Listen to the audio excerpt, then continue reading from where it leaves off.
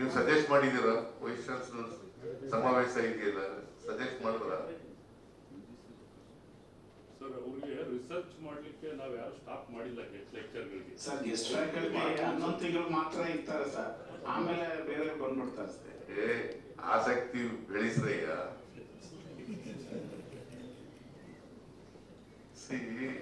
ಶಿಕ್ಷಣ ಅಂತಂದ್ರೆ ನಿಮ್ಗೆ ಆಸಕ್ತಿನೂ ಬೆಳೆಸ್ಬೇಕಲ್ಲ, ನಿಮ್ಗೂ ಆಸಕ್ತಿ ಇರ್ಬೇಕು, ವಿದ್ಯಾರ್ಥಿಗಳಿಗೂ ಆಸಕ್ತಿ ಬೆಳೆಯಬೇಕು. ಆಸಕ್ತಿನ ಬೆಳೆದಿರೋದ್ರೆ ಹೆಂಗೆ ಮಾಡ್ತಾರೆ? ನಿಮ್ಗೆ ವೈಜ್ಞಾನಿಕ ಮತ್ತು ವೈಚಾರಿಕತೆಯ ಆ ಒಂದು ವಾತಾವರಣ ನಿರ್ಮಾಣ ಮಾಡಬೇಕಂದ್ರೆ ಹೆಂಗೆ ನಿಮ್ಗೆ ವೈಚಾರಿಕತೆ ಬೆಳೀತದೆ?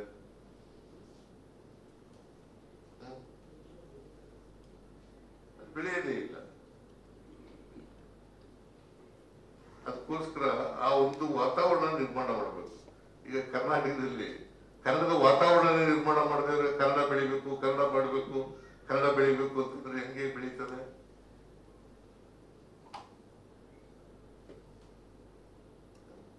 ಹೆಂಗ್ ಬೆಳೀತದೆ? ಕನ್ನಡ ಬೆಳಿಬೇಕು ಅಂತಂದ್ರೆ ಹೆಂಗ್ ಬೆಳೀತದೆ? ಕನ್ನಡ ರಾಜ್ಯ ಭಾಷೆ ಆಗ್ಬೇಕು, ಕನ್ನಡ ನಮ್ಮ ಸಾರ್ವಭೌಮತ್ವ ಇರ್ಬೇಕು ಅದಕ್ಕೆ ಅಂತ ಎಲ್ಲ ಹೇಳ್ತೀವಿ. ಹೇಳುವಾಗ ಆ ವಾತಾವರಣ ನಿರ್ಮಾಣ ಮಾಡ್ಬೇಕಲ್ಲ.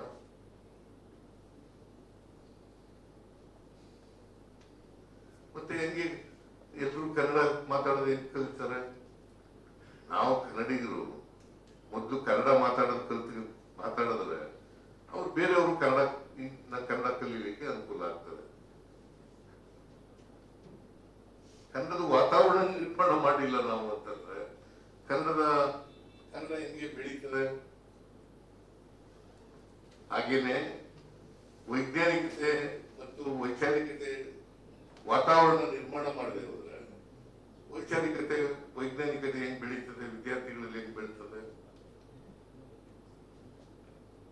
ಬಹಳ ಜನ ಡಿಗ್ರಿ ಹೋಲ್ಡರ್ಸ್, ಮಾಸ್ಟರ್ ಡಿಗ್ರಿ ಇರ್ಬೋದು ಅಥವಾ ಬ್ಯಾಚುಲರ್ ಡಿಗ್ರಿ ಇರ್ಬೋದು, ಇದನ್ನ ಮಾಡಿದವರೇ ಜಾಸ್ತಿ ಮಾಡ್ತಾರೆ. ಯಾಕೆ? ಏನು ದೋಷ ಇರ್ಬೇಕಲ್ಲ?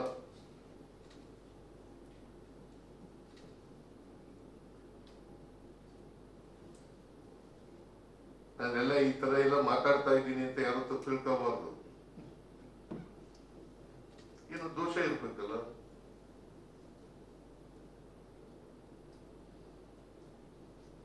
ದೋಷ ಇರೋದ್ರಿಂದ ಹಿಂಗೆಲ್ಲ ಆಗ್ಲಿಕ್ಕೆ ಸಾಧ್ಯ ಆಗ್ತದೆ. ಅದರಿಂದ ನೀವು ಹೇಳಿರ್ತಕ್ಕಂಥ ಅನೇಕ ಸಮಸ್ಯೆಗಳಿದ್ದಾವಲ್ಲ, ಅವಕ್ಕೆ ಸರ್ಕಾರ ಪ್ರಯತ್ನ ಮಾಡ್ತದೆ, ಉತ್ತರ ಕೊಟ್ಟು ಸಮಸ್ಯೆಗಳ ಬಗೆಹರಿಸಲಿಕ್ಕೆ ಮಾಡ್ತೀವಿ. ನಾನು ಉನ್ನತ ಶಿಕ್ಷಣ ಸಚಿವರು ಪ್ರಯತ್ನ ಮಾಡ್ತೀವಿ. ಬಟ್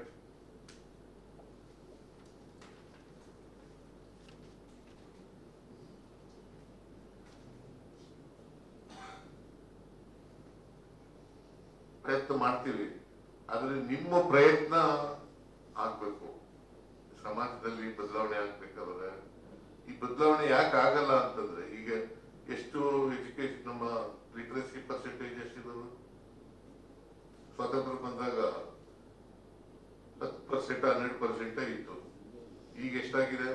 74% ಆಗಿದೆ. 74% ಆದ್ರೂ ಕೂಡ ಯಾಕೆ ಇನ್ನೂ ಕಂದಾಚಾರದಲ್ಲೇ ಇದ್ದೀವಿ, ಮೌಢ್ಯಗಳಲ್ಲೇ ಇದ್ದೀವಿ, ವೈಜ್ಞಾನಿಕತೆ ಇನ್ನು ಬೆಳೆದಿಲ್ಲ, ವೈಚಾರಿಕತೆ ಯಾಕೆ ಬೆಳೆದಿಲ್ಲ, ಪ್ರಶ್ನೆ ಮಾಡ್ತಕ್ಕಂಥ ಮನೋಭಾವ ಯಾಕೆ ಬೆಳೆದಿಲ್ಲ?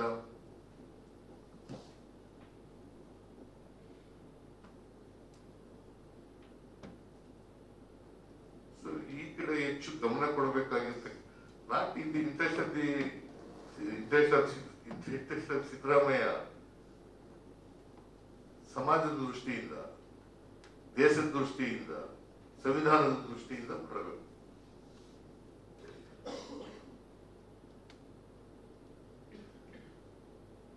ನನಗೇನ್ ವೈಯಕ್ತಿಕವಾಗಲ್ಲ ಇದು. ಈಗ ನಮ್ಮ ದೇಶದಲ್ಲಿ ಜನಸಂಖ್ಯೆ ಎಷ್ಟು 143 ಕೋಟಿ ಇದೆ. ಕರ್ನಾಟಕದಲ್ಲಿ 7 ಕೋಟಿ ಜನ ಇದ್ದಾರೆ. ನಾವು ಯಾವತ್ತು ಸಂವಿಧಾನ ಬದ್ಧವಾಗಿ ಕೆಲಸ ಮಾಡತಕ್ಕಂಥದ್ದು ಬರೋದು ಈ ಕಡೆ ಹೆಚ್ಚು ಗಮನ ಕೊಡ್ತಕ್ಕಂಥದ್ದು ಬರೀ ಪದವಿ ಕೊಡೋದು ಅದೇ ಬಹಳ ಮುಖ್ಯ ಅಲ್ಲ. ಯೂನಿವರ್ಸಿಟಿಗಳು ಒಂದು ಸಾಮಾಜಿಕ ಜವಾಬ್ದಾರಿ, ಮೌಲ್ಯಯುತ ಶಿಕ್ಷಣ, ಸಾಮಾಜಿಕ ಜವಾಬ್ದಾರಿ, ಮೌಲ್ಯಯುತ ಶಿಕ್ಷಣ, ಇದು ಸಮಾಜದಲ್ಲಿ ಏನ್ ಸಮಸ್ಯೆಗಳಿದ್ದಾವೆ ಇವತ್ತು ಬದಲಾವಣೆ ಆಗ್ಲಿಕ್ಕೆ ಏನು ಅಡೆತಡೆಗಳಿದ್ದಾವೆ, ಇದಕ್ಕೆ ಪರಿಹಾರ ಹುಡುಕ್ತಕ್ಕಂಥದ್ದು ಅತ್ಯಂತ ಅವಶ್ಯ. ಬಹುಶಃ ನನ್ನ ಪ್ರಕಾರ ಈ ತರ ಪದವೀಧರನ್ನ ತಯಾರು ಮಾಡಿದ್ರೆ ದೇಶಕ್ಕೂ ಒಳ್ಳೇದಾಗತ್ತೆ, ಸಮಾಜಕ್ಕೂ ಒಳ್ಳೇದಾಗ್ತದೆ. ಮತ್ತೆ ಸಂವಿಧಾನದ ರೀತಿಯ ನಾವು ಕೆಲಸ ಮಾಡಿದಾಗ ಆಗ್ತದೆ. ಸೊ ಇದನ್ನು ಮಾಡಬೇಕು ಅಂತಕ್ಕಂಥದ್ದು ನನ್ನ ನಿಮ್ಮೆಲ್ಲರ ವೈಸ್ ಚಾನ್ಸಲರ್ಗಳಲ್ಲಿ ನನ್ನ ಮನವಿ ಅಂತಕ್ಕಂಥ ಮಾತುಗಳನ್ನ ಈ ಸಂದರ್ಭದಲ್ಲಿ ಹೇಳಲಿಕ್ಕೆ ಬಯಸ್ತಾ ಇದ್ದೇನೆ.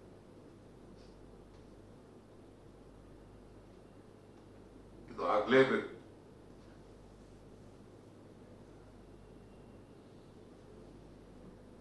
ಇದಾಗದೆ ಹೋದರೆ ಇನ್ನೆಷ್ಟು ವರ್ಷಗಳಾದ್ರೂ ಕೂಡ ಸಮಾಜ ಬದಲಾವಣೆ ಆಗಲ್ಲ.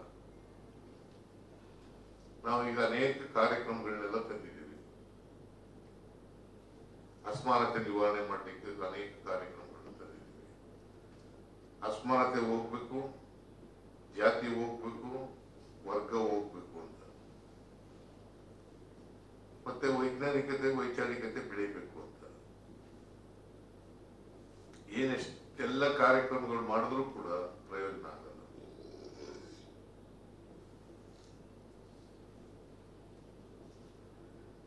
ಅದಕ್ಕೆ ನಿಮ್ಮ ಯೂನಿವರ್ಸಿಟಿ ಕ್ಯಾಂಪಸ್ಗಳಲ್ಲಿ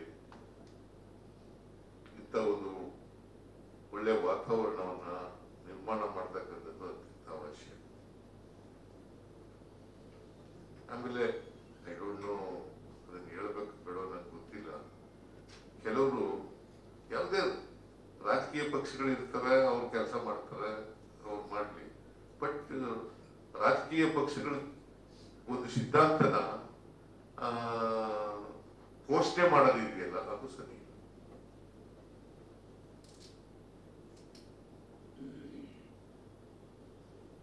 ಯಾವುದೋ ಒಂದು ರಾಜಕೀಯ ಪಕ್ಷದ ಸಿದ್ಧಾಂತನ ಘೋಷಣೆ ಮಾಡೋದಿದೆಯಲ್ಲ, ಅದು ಸರಿಯಾದ ಕ್ರಮ ಅಲ್ಲ. ವೈಸ್ ಚಾನ್ಸಲರ್ಗಳು ನಾನು ನೋಡಿದೆ, ಕೆಲವು ಎಲ್ಲರೂ ವೈಸ್ ಚಾನ್ಸಲರ್ಗಳಲ್ಲ, ಕೆಲವು ಕಡೆ ಈ ತರದವರು ಎಲ್ಲ ಕೂಡ ಮಾಡ್ತಕ್ಕಂಥ ಕೆಲಸಗಳನ್ನ ಮಾಡ್ತಾರೆ. ಇವೆಲ್ಲ ಆಗ್ಬಾರ್ದು.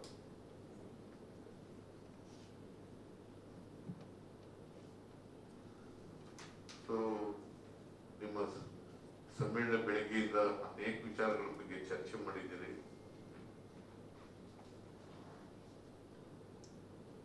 ನಾನು ವೈಸ್ ಚಾನ್ಸಲರ್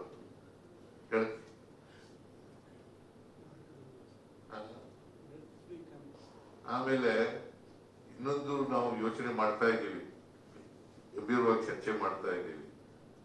ಈಗ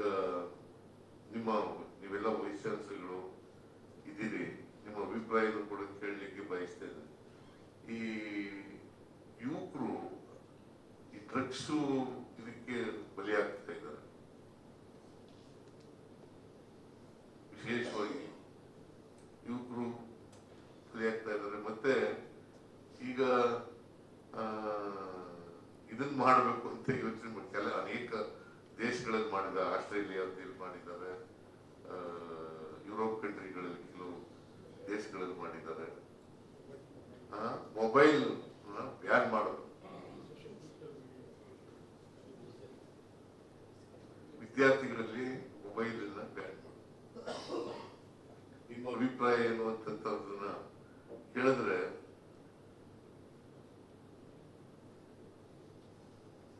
ಅಂದ್ರೆ ವಯಸ್ಸಾದವರಲ್ಲ, 16 ವರ್ಷದೊಳಗಡೆ ಇರ್ತಕ್ಕಂಥವ್ರು. ಬಹುಶಃ ಬಹಳಷ್ಟು ಮಕ್ಕಳುಗಳು ಸೋಷಿಯಲ್ ಮೀಡಿಯಾದಲ್ಲಿ ಸಿಕ್ಕಾಕೊಂಡು ಹಾಳಾಗ್ತಾ ಇರ್ತಕ್ಕಂಥದ್ದನ್ನು ನಾವು ಕಾಣ್ತಾ ಇದ್ದೀವಿ.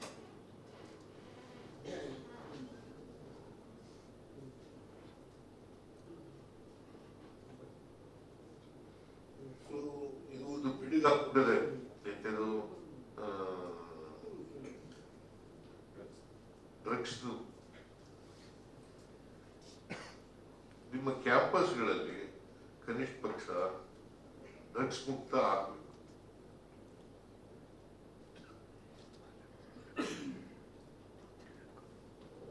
ಈ ಕಡೆನೂ ಕೂಡ ಗಮನ ಕೊಡ್ತಕ್ಕಂಥದ್ದು. ಒಂದು, ನೀವು ಮಾಡಿದ್ರೆ ಸೊಸೈಟಿಗೆ ಅನುಕೂಲ ಆಗ್ತದೆ, ಉತ್ತಮವಾದಂತ ನಾಗರಿಕರನ್ನ ತಯಾರು ಮಾಡಬೇಕಾಗತ್ತೆ. ಉತ್ತಮವಾದಂತ ನಾಗರಿಕರನ್ನು ತಯಾರು ಮಾಡಿದ್ರೆ ಒಳ್ಳೆ ಸಮಾಜ ನಿರ್ಮಾಣ ಮಾಡಲಿಕ್ಕೆ ಸಾಧ್ಯ ಆಗ್ತದೆ. ಅದನ್ನು ಮಾಡಬೇಕು ಅಂತ ಹೇಳಿ ನೀವು ನಿಮ್ಮ ಕ್ಯಾಂಪಸ್ಗಳಲ್ಲಿ ಯಾರ್ಯಾರು ಡ್ರಗ್ಸ್ ಮಾಫಿಯಾಗಳಿದ್ದಾರೆ ಅಥವಾ ಡ್ರಗ್ಸ್ ತಗೊಳ್ತಕ್ಕಂಥ ವಿದ್ಯಾರ್ಥಿಗಳಿದ್ದಾರೆ ಅವರನ್ನ ಮಾರ್ಪಾಡು ಮಾಡ್ತಕ್ಕಂಥ ಕೆಲಸವನ್ನು ಮಾಡಬೇಕು. ಸೊ ಇಷ್ಟು ವಿಚಾರಗಳನ್ನ ನಿಮ್ಮ ಮುಂದೆ ಪ್ರಸ್ತಾಪ ಮಾಡಿ. ಮೊಬೈಲ್ ಬ್ಯಾನ್ ಮಾಡೋದು ನಿಮ್ಮ ಅಭಿಪ್ರಾಯ ಅಂದ್ರೆ ಕಾಲೇಜ್ ಬರಲ್ಲ ಡಿಗ್ರಿಗೆ 16 ವರ್ಷ ಇಲ್ಲ ಇಲ್ಲ, ನಿಮ್ಮ ಅಭಿಪ್ರಾಯ ಅಂದ್ರೆ 16 ಇಯರ್ಸ್ ಒಳಗೆ 16 ಒಳಗಡೆ ಬಹಳ ಒಳ್ಳೆ ಡಿಸಿಷನ್ ಸರ್, ಬಹಳ ಒಳ್ಳೆ ಡಿಸಿಷನ್ ಸರ್ ಮಾಡಬೇಕು.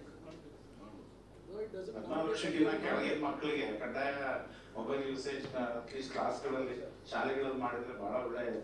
16 ವರ್ಷ ಸ್ಕೂಲ್ ಚಿಲ್ಲರಿಗೆಲ್ಲ 16 ವರ್ಷದವರೆಗೆ ಈಗ ಆಸ್ಟ್ರೇಲಿಯಾದಲ್ಲಿ ಮಾಡಿದ್ದಾರೆ, ನಮ್ಮಲ್ಲಿ ಮಾಡೋದು ತುಂಬಾ ಉತ್ತಮ ಸರ್. ಕೆಲವು ಯುರೋಪ್ ಕಂಟ್ರಿಗಳು ಕೂಡ ಮಾಡಿದ್ದಾರೆ. ಸ್ಕೂಲ್ ಅಲ್ಲ, ನಿಮ್ಮ ಅಭಿಪ್ರಾಯ ಇದೆಲ್ಲ ಶಿಕ್ಷಣ ತಜ್ಞರಲ್ವೇನ್ರಿ?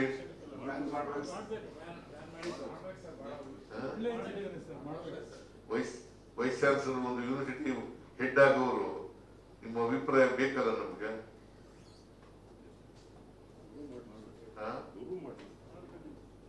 ಮುಂದುವರೆದ ಭಾಗದಲ್ಲಿ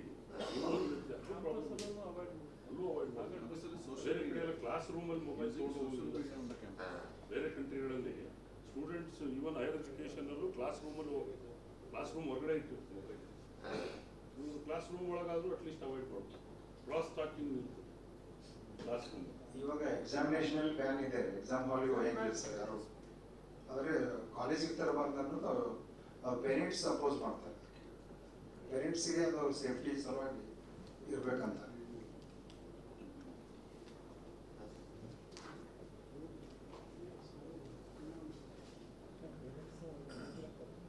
ಅಲ್ಲ, ಇದು ಚುನಾವಣೆಗಳು ಮಾಡಬೇಕು ಅಂತ ಯೋಚನೆ ಮಾಡ್ತಾ ಇದ್ದೀವಿ. ಚರ್ಚೆ ಮಾಡೋದು ಒಪಿನಿಯನ್ ನೀವು ನಿರಂಜನ್ಗೆ ಹೇಳಿದ್ರೆ ಉನ್ನತ ಶಿಕ್ಷಣ ಮಂಡಳಿ ಉಪಾಧ್ಯಕ್ಷರಲ್ವಾ ಹೇಳಿದ್ರೆ, ನಿಮ್ಮ ಅಭಿಪ್ರಾಯ ಹೇಳಿದ್ರೆ, ಚುನಾವಣೆ ಮಾಡದೆ ಹೋದ್ರೆ ನಮ್ಮ ಕಾಲದಲ್ಲಿ ಎಲ್ಲ ಚುನಾವಣೆಗಳಿದ್ದವು. ನಾವೆಲ್ಲ ಕಾಲೇಜುಗಳಲ್ಲಿ ಸಕ್ರಿಯವಾಗಿ ಭಾಗವಹಿಸಿ ಮೇಲಕ್ಕೆ ಬಂದದ್ದು. ಚುನಾವಣೆಗಳು ಬೇಕೋ ಬೇಡೋ ಅಂತಕ್ಕಂಥದ್ದು ವೈಸ್ ಚಾನ್ಸಲರ್ಗಳು ಚುನಾವಣೆಗಳು ಒಳ್ಳೆದಲ್ಲ ಸರ್. ಕಾಲೇಜ್ ಯೂನಿವರ್ಸಿಟಿ ಚುನಾವಣೆಗಳು ಬೇಡ ಸರ್, ವಿಶ್ವವಿದ್ಯಾಲಯಗಳಿಗೆ ಬೇಡವಾ? ಬೇಡ ಸರ್. ಯೂನಿವರ್ಸಿಟಿ ಕ್ಯಾಂಪಸ್ ಯಾಕೆ ಬೇಡ ಅಂತೀರಿ? JNU ಅಲ್ಲಿ ಯಾಕೆ ಬೇಡ ಅಂತೀರಿ? JNU ಇದೆಯಲ್ಲ. ಚುನಾವಣೆಗಳು ಬೇಕು ಸರ್, ನೀತಿ ನಿಯಮಗಳನ್ನ ಹಾಕ್ಬೇಕು. ಕ್ಯಾನ್ವಾಸ್ ಮಾಡೋದು ಅಥವಾ ಕಂಟೆಸ್ಟ್ ಮಾಡೋದು. ಅಲ್ಲ, ನೀತಿ ಕಂಡೀಷನ್ಸ್ ಏನಾದ್ರು ಕಂಡೀಷನ್ಸ್ ಹಾಕಿ ಚುನಾವಣೆ ಆಗದೆ ಹೋದ್ರೆ ವಿದ್ಯಾರ್ಥಿ ನಾಯಕರಾಗಿ ಹೆಂಗೆ ಬೆಳೆಯೋದು? ಬೇಕು ಸರ್. ಅಕಾಡೆಮಿಕ್ ಬೇಸ್ಡ್ ಮಾಡ್ತಾ ಇದೆ ಸರ್ ಈಗ ಎಲೆಕ್ಷನ್. ಈಗ ಬಹಳ ಜನ ವಿದ್ಯಾರ್ಥಿ ನಾಯಕರು ಇಲ್ವೇ ಇಲ್ಲ.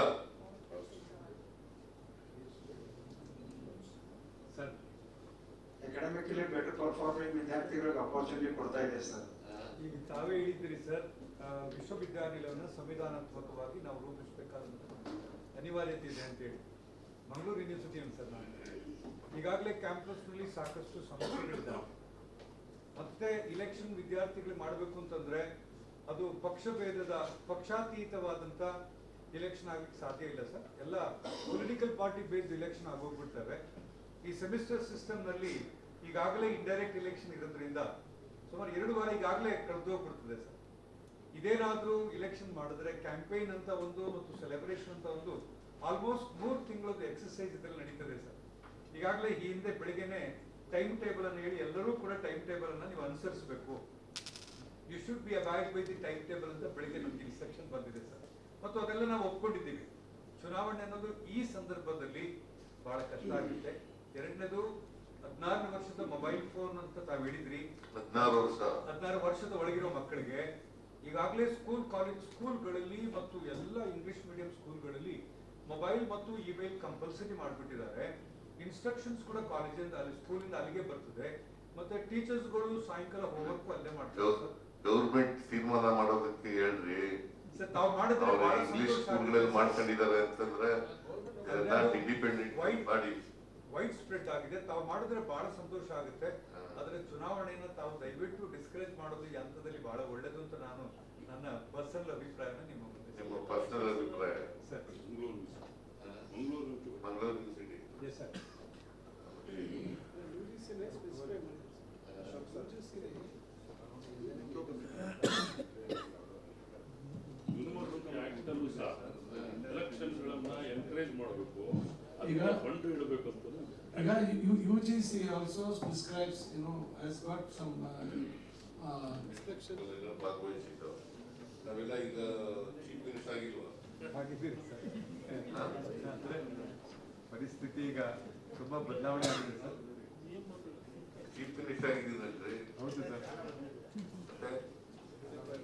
ಕೆಲವು ನಿಯಮಗಳು ಹಾಕ್ಬಿಟ್ಟು ಮಾಡ್ಬೋದು. ನಿಯಮಗಳು ಹಾಕಿ ನೀವು ಯೂನಿವರ್ಸಿಟಿ ಮಾಡಿ.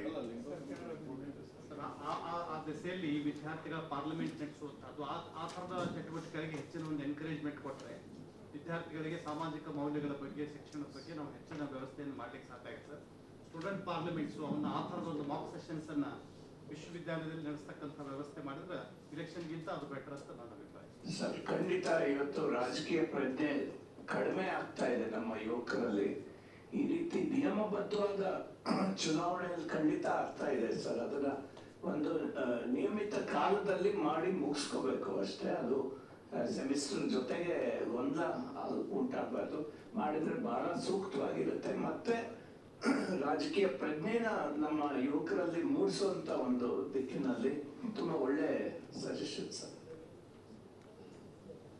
ಆಮೇಲೆ ಕೊನೆಯಲ್ಲಿ ಈ ಟೀಚರ್ಸ್ಗಳು ಮಂಜೂರಾತಿ ಆಗ್ತಾ ಇಲ್ಲ, ಫ್ಯಾಕಲ್ಟಿ. ನಾವು ಹೋದ ವರ್ಷ 2,000 ಜನ ಟೀಚರ್ಗಳನ್ನ ಭರ್ತಿ ಮಾಡಿದ್ದೀವಿ.